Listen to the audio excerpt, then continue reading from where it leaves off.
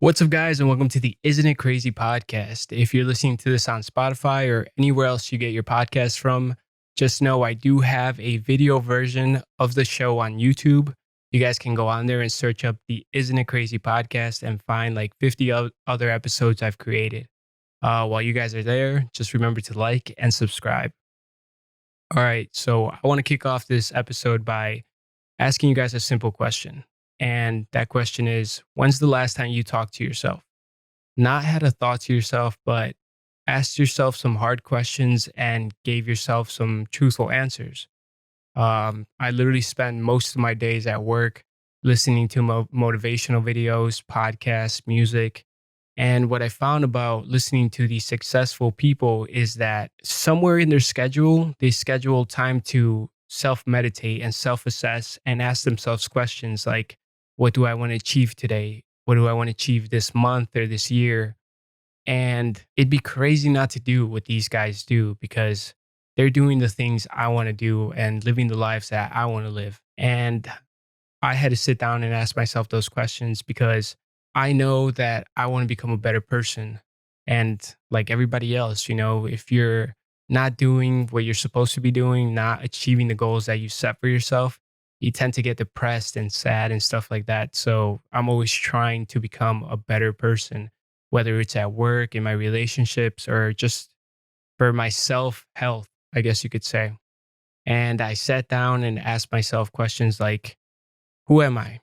And what do I want to achieve? Where do I want to be in 10 years? And what obstacles are between who I am and who I want to be? And how can I overcome those obstacles? And you got to be truthful. And it kind of sucks because sometimes we have bad habits or part of our personality is shitty. And it takes an ego hit when you have to truthfully say, like, I am an asshole, or, maybe I'm not the friendliest person, or I need to work on being more interesting, stuff like that. And I bring this to you as a question because I feel like a lot of people don't do that. You never take time to sit down and ask yourself these questions. And these questions could be the way you find the solution to many of your problems that you have in your life. Maybe, I don't know, you guys, like, some of you do drugs, maybe some of you guys don't save money. It could be small things, big things, but at the end of the day, these problems need to get resolved for you to become a better person. So most of the successful people I listen to, they meditate. They take 10 minutes out of their day, usually when they wake up. That way they think about what they want to do that day and how can they achieve it.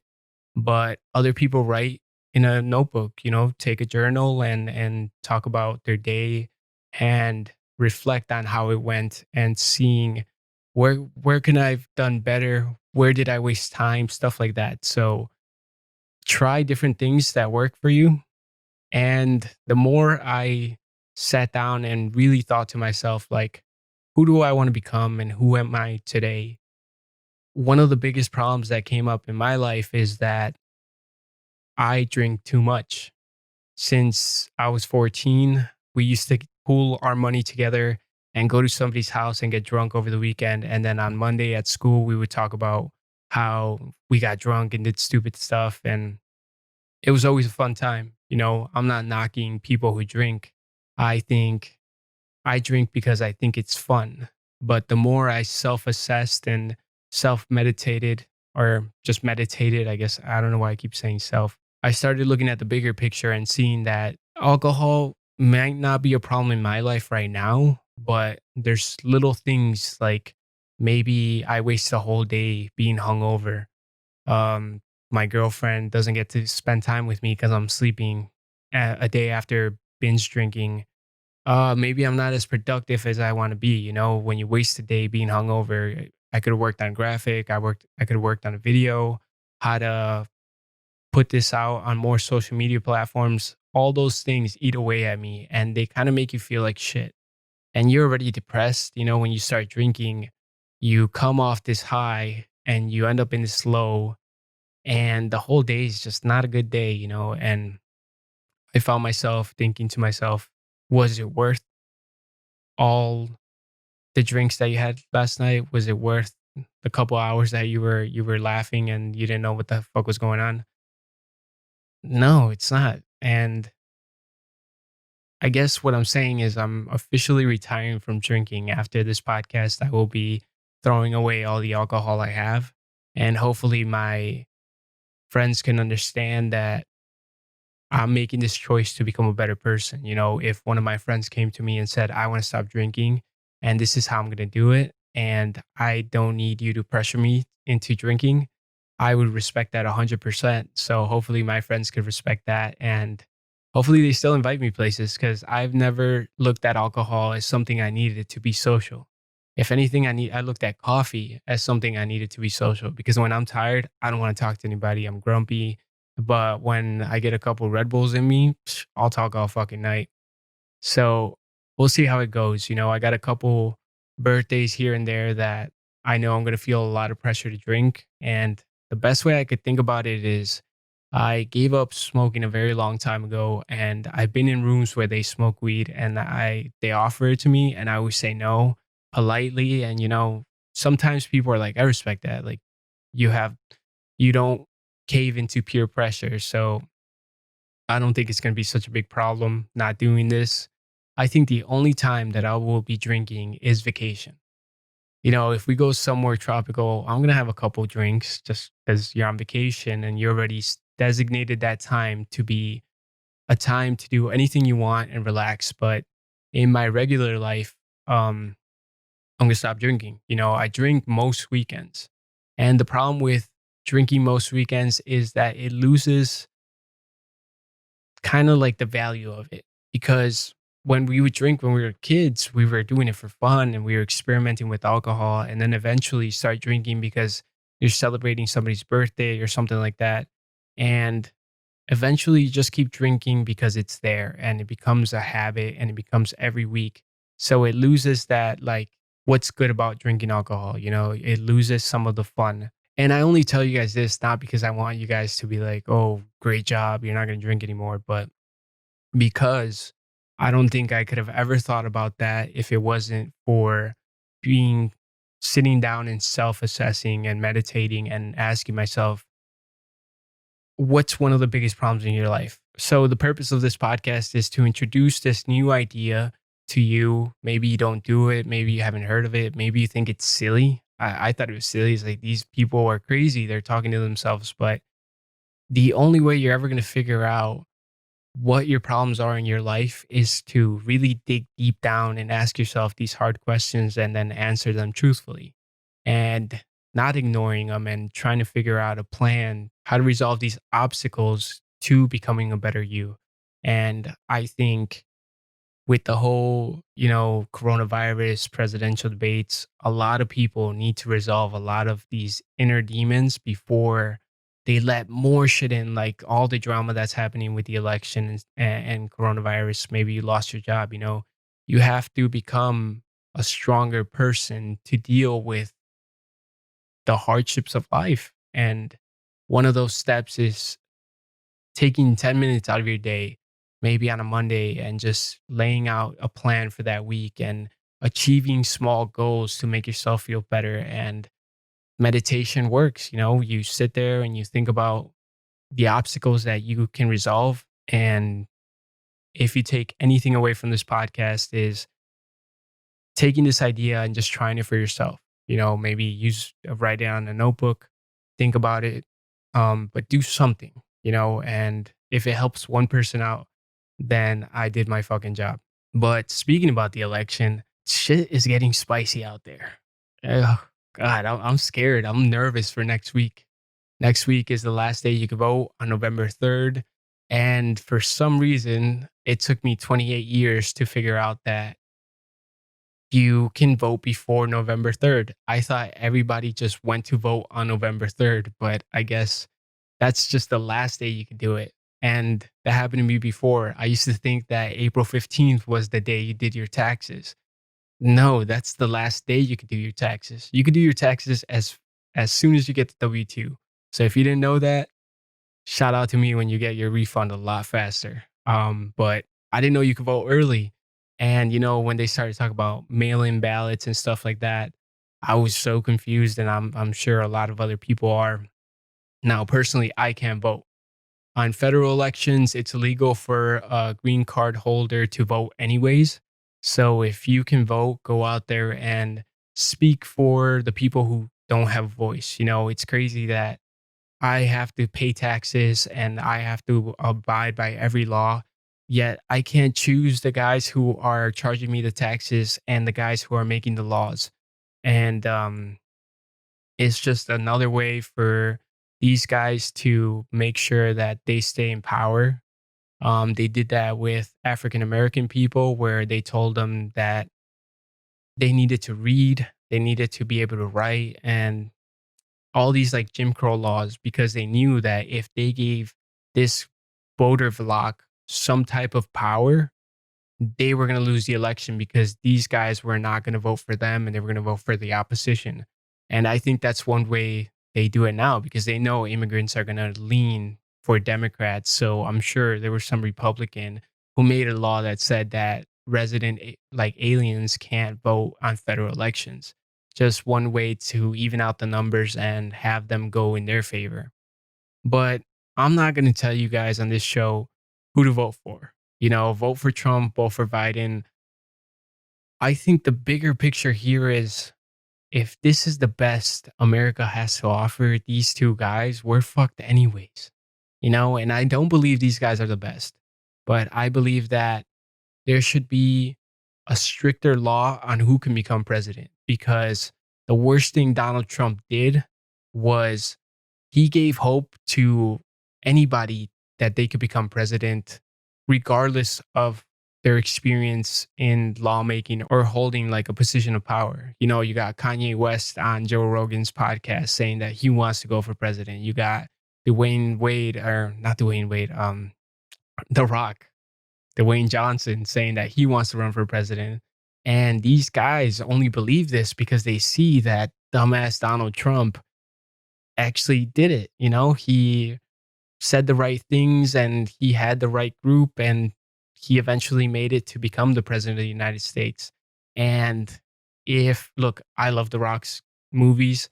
I think he's a great actor. I think he's a smart guy. He's one of the richest actors in LA or in Hollywood, but he doesn't know shit about making a law or how to deal with foreign policy or how to deal with coronavirus. Like he's just an actor, and not to put him in a box, but at the end of the day, he doesn't have the experience. He's never been a governor. He's never held a seat in Senate or Congress. So why does he think he could say, I want to become president? Same thing with Kanye. If you listen to the Joe Rogan podcast, some people might think Kanye's crazy after listening to that. I believe that Kanye thinks out loud and he thinks in five different ways, and it's hard to follow his train of thought. And when Joe Rogan asked him, he's like, "So what's your plan if you become president?" He's like, "What plan? I don't have a fucking plan. I'm Kanye West." That's what they think is the requirement to become the president of the United States, and it's insane to me that we should probably have some laws that say like you have to be at least 5 years with experience in some type of government job. There's a law that says that you have to be 35 to become president. So why don't we make a law that says you have to be under the age of 50 to be president? You know, the presidency is starting to become this retirement plan. These guys become president and afterwards they write a book about how they were president and then retire. They don't do anything. Look at George Bush, look at Obama. They don't go back to holding any type of office. They just go back to like this like media tour, and then they make a bunch of money off their book. They open a congressional library or a library in their names, and then it's over. So there's no fear to how they leave the state after they're done being president because they're just gonna fuck off and go retire. So imagine having somebody there that's 50 or 55 and still having some type of ambition after you become president. Maybe go become a governor, maybe hold a seat in Congress. I don't know the laws. Maybe you can't do shit after you become president. Like you're like, oh, you got to the tippity top. Good job. You're done. I don't know that, but I'm pretty sure that if you were 55 and you would be a lot more worried about what you did as a president because you still have to live on in the United States for another 30 years, so they would be more worrisome about maybe the policies and laws that they make as president. But there has to be an age limit. We can't keep electing 90-year-old guys that forget their name or forget who they're running against, Sleepy Joe and even Trump. He's slurring his words and he's not all there, So we got to stop electing senile men that are going to divide this country and have no clue how to run it in the first place because they're so fucking old and they probably don't even care to an extent, like whether they do a good job or not, because they're going to retire afterwards, anyways. And I think we need a better detailed plan when it comes to what policies they want to invoke once they become president, what laws they want to do, how are they going to fix anything that's wrong in this country.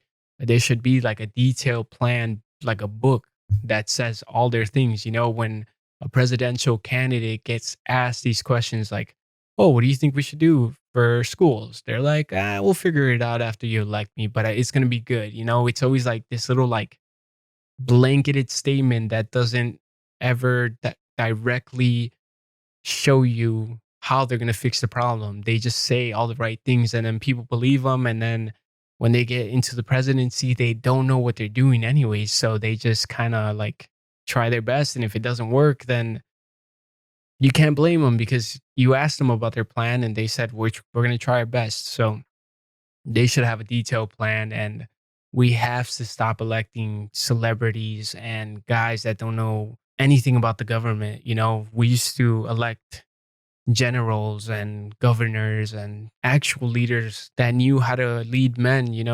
We had a lot of great leaders, and these guys had a rap sheet of being that dude. But yeah, I mean, we have a couple days after this comes out. We probably have like 3-4 days to vote.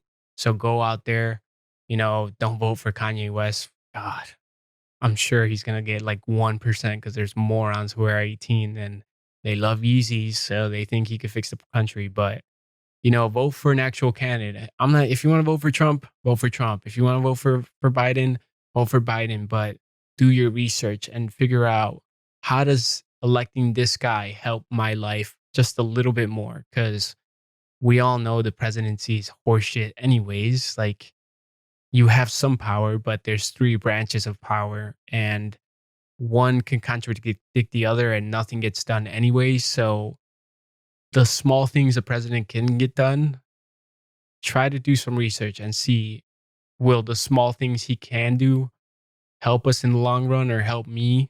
Maybe less taxes, maybe um, you get to go to a place and have an abortion. I don't know, anything that you can think of, small things that can help you in your regular life. But the only person we should probably look into is the guy who made tipping a law, because that guy's a dick and that law should not be correct. But that's a rant for some other show. It's a short show this week. The last thing I want to say is that I'm here to admit when I'm wrong. And for a guy who watches Sports Center and Fox Sports, you see these sports analysts, they're hesitant to pick who they think is going to win a fight, who they think is going to win a game. Because if you're wrong, whoever you picked against, their fans and even the athlete themselves will roast you and be like, I told you so. And you lose some type of credibility. So when it came to picking the fights for UFC 254, I have a losing record. It was 2-3, and the two that I picked, they were favorites, and the other three close fights. But in the fight game, you could do your research, and on paper, the fighter you're picking can look like the favorable fighter. Their fighting style is gonna overwhelm the other fighter, and when it's fight night, these guys, there's a million things that could happen. Their weight cut could be bad. Maybe the lights are way too bright for them and they freeze. Or maybe they decided to switch up the game plan, something that you didn't even know when you did your research. So anything could happen, and it did. The only fight I want to talk about is Justin Gaethje versus Khabib. And just because Khabib retired after his fight, the fight itself, Khabib was dominant. He finished him in the second round, and Justin didn't do Justin shit. He changed the game plan when he got there. And I've always said, if you're going to fight the champion, do what got you to the dance because that's your best shot at winning the fight. But sometimes they overthink it, they overanalyze, and they switch the game plan at the end. And these guys aren't comfortable enough to implement that game plan and they end up losing anyways. And Justin did exactly that. When it comes to Khabib, just unstoppable. You know, as a Connor fanboy, I hate to say this, but Khabib is just a monster and one of the best fighters I have ever seen in my lifetime, I guess you could say. Um, that hurt a little bit because I ride and die with Connor, but you can't. You have to respect the game. You know, I ride and die with Michael Jordan, and I hate that whole debate about whether LeBron and Jordan are who's the goat. But at the end of the day, I could hate LeBron for all this other shit, but I have to respect his game because he's one of the most dominant NBA players of all time. And so is Khabib, one of the most dominant MMA fighters of all time. I've always said Khabib is like the Floyd Mayweather of MMA. 29 tried, 29 failed. With Floyd, it was 50 tried, 50 failed. And nobody could figure out that puzzle that is Khabib. And you have to admire that and respect that because that's tough to do in MMA. In MMA, it's kind of like they know these fighters are going to lose at least once or twice in their career. So to go 29 and 0 and then retire afterwards, my hat off to you, sir. Uh, if you guys don't know, Khabib's dad passed away a couple months ago, and Khabib sat down with his mom and asked her what he should do, and she said that he probably shouldn't keep going on without um his dad. So I don't know why it sounded like I was about to cry there, but he said he made a promise to his mom that he was going to stop fighting. He wasn't going to go on without his dad.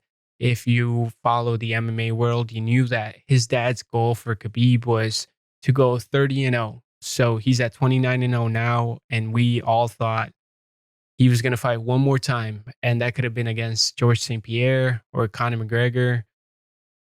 But I guess we'll never know. You know, we'll never know because I truly believe Khabib is done when it comes to fighting. I'm sure he's going to coach his cousins and his brother, but he's done li- uh, putting on the gloves and going toe to toe against the best in the world. The only positive I could take away from that, as a fan, I think I'm disappointed that we're never going to see Conor get another crack at Homeboy. I think he learned a lot from losing in the first fight, and he could have implemented that in the second fight, and it would just got him over the hump. But we'll never know. The only thing I could take away from it that's positive is you're watching a guy be the best at his sport and then walking away at the prime of his of who he is. Nobody could say they're better than him. And it also opens up the 155 division in the UFC, whether it's Connor and Dustin Poirier going at it January 23rd for the title. I think that would spice up that fight a little bit more. Not that it needs to. I think Connor without a belt is still a huge fight, but this adds a little more drama and more tension to it and makes fight night that more interesting. That's the only thing I could think of, but we'll see what happens. Shout out to Khabib. Shout out to Biden. If I could vote, that's probably who I'd vote for. And shout out to the people who listen to this podcast and support me. I am really grateful for that. And shout out to the people who take the advice and self meditate and find solutions to the problems that they have in their life to become a better person. That is one of the best things you can do. So shout out to everybody who's listening to this. And that's a lot of shout outs. I don't know. I think I'm just trying to end the show. Yeah, the time's about to end anyway. So thank you guys for watching. Thank you guys for supporting. And if you haven't yet liked, you guys could find me on Instagram, YouTube, Spotify, or anywhere else you get your podcast from. So thank you. And I'll see you in the next episode.